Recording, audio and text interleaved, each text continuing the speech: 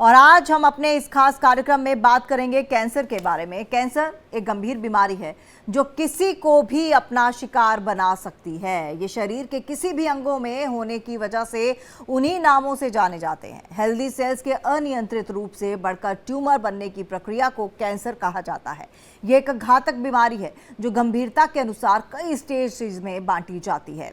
पहले स्टेज पर पता चलने पर इसका इलाज काफ़ी हद तक संभव भी है, लेकिन आखिरी स्टेज पर अगर पता चलता है तो ये जानलेवा साबित हो सकती है। यकीन मानिए, लंग्स कैंसर किसी प्रकार का एक कैंसर है। लंग्स कैंसर एक ऐसी बीमारी है जिसके लिए खराब डाइट, बढ़ता तनाव, स्मोकिंग, खराब लाइफस्टाइल और वायु प्रदूषण जिम्मेदार है। भारत में लंग्स कैंसर के मरीजों की संख्या में तेजी से इजाफा हो रहा है और जिसकी सही समय पर जानकारी हो जाने पर ठीक होने की संभावना ज़्यादा रहती है। इसलिए ज़रूरी है कि समय से स्क्रीनिंग पर कैंसर की पहचान कर ली जाए। इसी टॉपिक पर चर्चा करने के लिए हमारे साथ हमारे एक्सपर्ट्स का पैनल भी मौजूद है। आप भी हमें स्क्रीन पर चल रहे नंबर पर कॉल कर सकते हैं। हमारे डॉक्टर से आप सवाल कर सकते हैं और अपनी समस्या का समाधान जान सकते हैं। तो डॉक्टर से पहले आप लोगों का तारुफ भी करा दूं। डॉक्टर अंशुमान कुमार हमारे साथ हैं जो कि कैंसर सर्जन है। आपका बहुत बहुत स्वागत है डॉक्टर। और साथ ही साथ हमारे साथ डॉक्टर अभिषेक राज हैं जो कि MD-DM है एम्स हॉस्पिटल में। आपका भी अभिषेक जी बहुत बहुत स्वागत है। तो चलिए, आज हम क्योंकि बात कर रहे हैं कैंसर की और वो भी लंग्स कैंसर, और आज जब इस टॉपिक के बारे में पता चला तो कुछ पढ़ने से पता चला कि इतने लोग ब्रेस्ट कैंसर से उनकी मौत नहीं होती या किसी दूसरे कैंसर से उसकी मौत नहीं होती जितनी लंग कैंसर से भारत में मौतें होती हैं। डॉक्टर अंशुमन, आपसे जानना चाहूँगी कितनी सच्चाई है? देखिए, भारत के दृष्टिकोण में अगर देखें तो लंग कैंसर की कुछ बातें बड़ी अजीब सी है। लंग कैंसर मतलब माना जाता था स्मोकिंग का एक साइड इफेक्ट। स्मोकिंग करेंगे तो लंग कैंसर होगा। भारत में लगभग 40% लंग कैंसर उनमें हो रहा है जो नॉन स्मोकर, कभी उन्होंने स्मोकिंग नहीं की है। कारण वायु प्रदूषण या सेकेंड हैंड स्मोक, मतलब आपके घर में कोई और स्मोकिंग कर रहा हो, पैसिव स्मोकिंग। लेकिन उससे ज्यादा बड़ा कारण है वायु प्रदूषण। दूसरा, नॉन स्मोकर में लंग कैंसर विदेशों की तुलना में भारत में 10 साल पहले हो जा रहा है। तो मतलब यंग एज को हो रहा है। डिटेक्शन हमारे यहाँ, मतलब उसकी पहचान हमारे यहाँ काफी देर से होती है। उसकी वजह ट्यूबरक्लोसिस, जो बीमारी टीबी की जिसको बीमारी कहते हैं, हमारे यहाँ कॉमन है। और झोला छाप डॉक्टर से लेके क्वालिफाइड फिजिशियन तक कोई भी फेफड़े के लक्षण को टीबी के लक्षण की तरह ट्रीट करते रहे, चाहे वो महीने 2 महीने तक इलाज ना हो।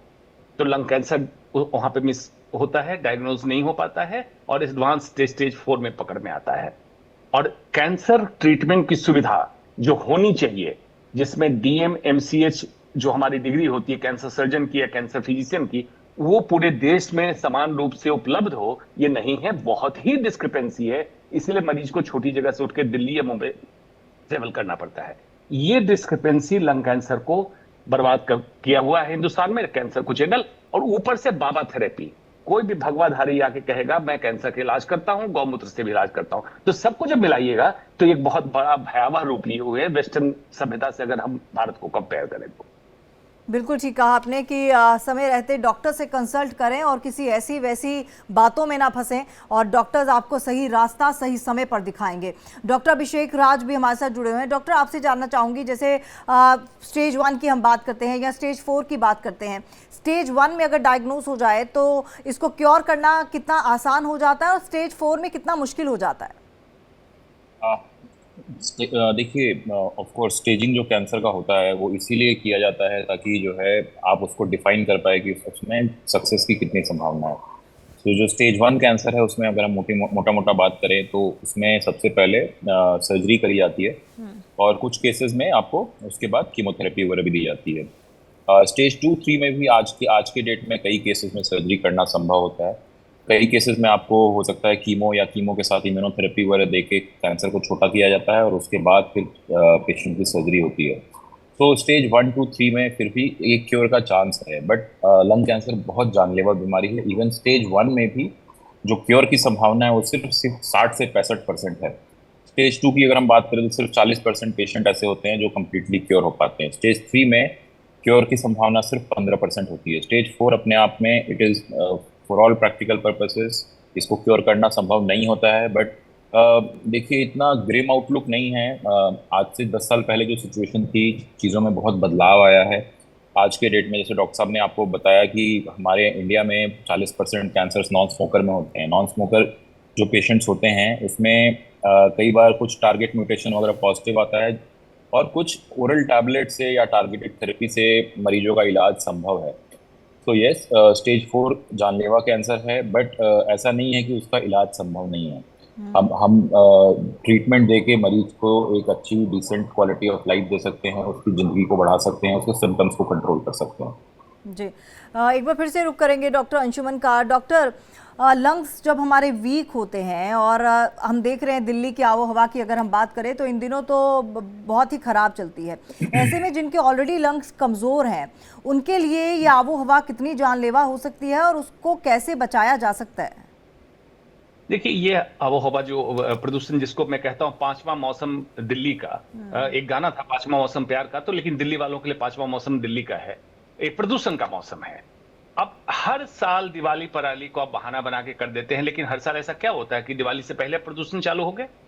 तो ये प्रदूषण हमारे वातावरण में रहता है, टेम्परेचर के कम होने से ये नीचे सेटल डाउन होता है, हम महसूस करने लगते हैं, अंतर इतना ही है।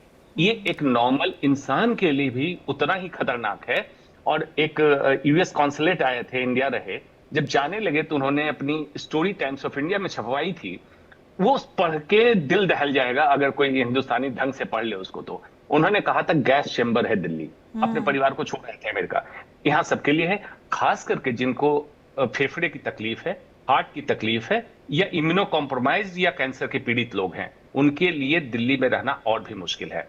एक तो ऑलरेडी लंग कॉम्प्रोमाइज है, ऊपर से प्रदूषण बढ़ गया तो और भी कॉम्प्रोमाइज हो गए, ऊपर से यहाँ रहने वाले हर लोगों को लंग कैंसर का खतरा उतना ही। अब ये पता नहीं हिंदुस्तान के जीन में कितना बड़ा स्ट्रॉन्ग पावर है कि अगर यहाँ विदेशियों को लाके रख दिया जाए 3 साल तो उनको लंग कैंसर हो जाए, लेकिन हिंदुस्तानी फिर भी झेल रहे हैं। इतने ज्यादा कैंसर फॉर्मिंग एजेंट्स हैं, तो आपके पास सॉल्यूशन क्या है? अब दिल्ली छोड़ नहीं सकते हैं, रोजी रोटी है, घर है, आपका परिवार है, कहां जाएंगे? आपको अपना डिफेंस सिस्टम स्ट्रांग करना है, ताकि जो कैंसर फॉर्मिंग एजेंट्स, पॉल्यूशन के एलिमेंट आपके फेफड़े पे अटैक करे, उसको एस्केवेंजर एक होता है हमारे शरीर के अंदर, जो उसको खा के डिस्ट्रॉय करके आपके ऊपर बुरा प्रभाव ना होने दे। इसके लिए आपकी जरूरत है आपकी इम्यूनिटी अच्छी हो, उसका आपका खाने पीने से मतलब है, एक्सरसाइज से मतलब है, अच्छी नींद से मतलब है, और बेवजह चीजों को अपने ऊपर न डालें, जिसमें खास करके तंबाकू, सिगरेट, शराब और ये व्यसन की आदतें, ये सब अगर ना डालें तो आपका डिफेंस सिस्टम और लोगों से बेहतर होगा और आप बेहतर लड़ाई कर सकेंगे। इसी को कोशिश दिल्ली वालों को करना चाहिए। बिल्कुल, दिल्ली से हमारे कॉलर भी जुड़ चुके हैं, पंकज जी। पंकज, आप अपना सवाल कर सकते हैं। सर, एक्चुअली मेरा बेटा है 16 ईयर का, कंटिन्यू 3 महीने से बीमार है और 1 महीने से 29 तारीख से उसका कंटिन्यू है ना ब्लड आ रहा है मुंह से। कोई भी डॉक्टर डायग्नोस नहीं कर पा रहा है। सीटी स्कैन हो चुकी है 2 बार, लंग्स की, पेट की सीटी स्कैन हो चुकी है, हेड की भी हो गई है। इसका सिर्फ सीटी स्कैन में एज अ साइनस डायग्नोस हुआ था और साइनस के डॉक्टर को भी 4 से 5 डॉक्टर को, तो उन्होंने कहा ब्लड का कॉज एज अ इससे तो नहीं है, नोज से नहीं है। और सीटी इसका ट्यूबरक्लोसिस का भी जो स्पेक्ट्रम की टेस्ट होती है वो भी करा लिया था। इसके बाद इसका एंडोस्कोपी भी हो गई थी और एक लेवेंटोस्कोपी थी गले की, वो भी हो गई थी। ब्लड का कॉज नहीं पता चल पाया था सर अभी तक के कि क्यों हो रहा है। जी डॉक्टर अभिषेक, क्या इसका समाधान है? देखिए, बड़ा अनफॉर्चुनेट है कि इस तरह से ये जूझ रहे हैं, बहुत टाइम से डायग्नोसिस की कोशिश कर रहे हैं, बट इस तरह से सिर्फ कुछ रिपोर्ट्स के आधार पे बता पाना बड़ा मुश्किल है जब तक पेशेंट ना देखे। आई थिंक मैं ये सजेस्ट करूंगा कि जो अच्छे मेडिकल इंस्टीट्यूट्स हैं, जैसे कि all India institute of medical sciences है या मौलाना आज़ाद है, वहाँ पे जाके अच्छे डिपार्टमेंट में एक बार अच्छे से राय लें, दोबारा से एक नए सिरे से सारा कुछ जांच कराएं, क्योंकि सिर्फ सिम्टम्स को ट्रीट करना ठीक नहीं है, हमें उसके डायग्नोसिस पे पहुंच पाना बहुत ज़्यादा ज़रूरी है। जो ब्लीडिंग होने के बहुत सारे वजह हो सकते हैं। कई बार क्या होता है कि जैसे कि इन्होंने बताया कि साइनस की प्रॉब्लम हो सकती है, या मान लो आपके कोई नोज का जो बोन्स है वो बड़ा हुआ है, उसकी वजह से भी ब्लीडिंग हो सकती है। कई बार कुछ नहीं तो हेमेटोलॉजिकल डिसऑर्डर्स होते हैं। कई बार क्या है कि आपके खून को क्लॉट करने की क्षमता जो है अगर ब्लड में ठीक से नहीं होती है, उसकी वजह से भी आपका ये सारे सिम्टम्स हो सकते हैं। तो जब तक उन पेशेंट्स की पूरी डिटेल्ड रिपोर्ट वगैरह ना देखो, कह पाना मुश्किल है, बट मैं यही सजेस्ट करूंगा कि आप एक अच्छे स्पेशलिस्ट से राय लें आप पीडियाट्रिक्स डिपार्टमेंट में जाके राय ले सकते हैं। बिल्कुल, और आप अच्छे डॉक्टर से मिले। एक चीज मैं जोड़ देना चाहूंगा कि डॉक्टर अभिषेक ने जो बात कही बिल्कुल सही है, उसी लाइन पे जाना चाहिए। लेकिन ये 2 डायग्नोसिस ये नोट डाउन करें, जो जिस भी डॉक्टर के पास जाएं, इस एज ग्रुप में खासकर 15 साल में ब्रोंकियल एडिनोमा और एक वैस्कुलर मालफॉर्मेशन फेफड़े के अंदर होता है। ये 2 ऐसे लक्षण होते हैं जो यंग बच्चों में होता है, ब्लीडिंग लेके प्रेजेंट करते हैं, नॉर्मल जांचों में दिखता नहीं है। उसके लिए स्पेशल जांच है, ये अपने डॉक्टर को जरूर बोले करवा ले। बहुत महत्वपूर्ण जानकारी दी आपने डॉक्टर अंशुमन। और डॉक्टर अंशुमन, जैसे हम बात कर रहे थे कि दिल्ली को लेकर कि गैस चैम्बर दिल्ली बन गया है, अगर मैं बात दिल्ली से हटके अगर पहाड़ों की कर लूँ या फिर किसी ऐसी जगह की कर लूँ जहाँ पर कंपैरेटिवली अच्छा वातावरण हो, तो क्या इसकी गारंटी है कि हमारी उम्र या फिर हमारे फेफड़े, हमारे जो बाकी ऑर्गन्स हैं वो स्वस्थ रहेंगे? बहुत अच्छा सवाल तमन्ना, आपने बहुत अच्छा सवाल किया। देखिए, मैं कैंसर सर्जन हूँ। कभी कभी हमें चेस्ट खोलना पड़ता है, कई ऐसे ऑपरेशन जैसे फेफड़े के ऑपरेशन के लिए या फूड पाइप इसोफेगस कैंसर के ऑपरेशन के लिए खोलना पड़ता है। उसमें आप देखेंगे पहाड़ों के जो हमारे रोगी आते हैं उनका फेफड़ा गुलाबी होता है, जिसको मैं कहता हूं यंग बच्चे जैसा फेफड़ा। और दिल्ली के लोगों का जब मैं ऑपरेशन के लिए खोलता हूं तो ब्लैक होता, काला होता है, कोलतार जैसा कलर होता है उसका, जिसको मैं कहता हूं दिल्ली लंग, दिल्ली में रहने वालों का फेफड़ा। इतना अंतर है। तो जो फेफड़ा कोलतार जैसा है, नेचुरल सी बात है, उसकी कैपेसिटी कम होगी। कोविड के समय आपने देखा दिल्ली में इस तरह की समस्या, वेंटिलेटर में रहने वालों की लंग फेफड़े खराब होने से मौत होने वाली समस्या ज्यादा रही। पहाड़ों में ये मौतें कम हुई।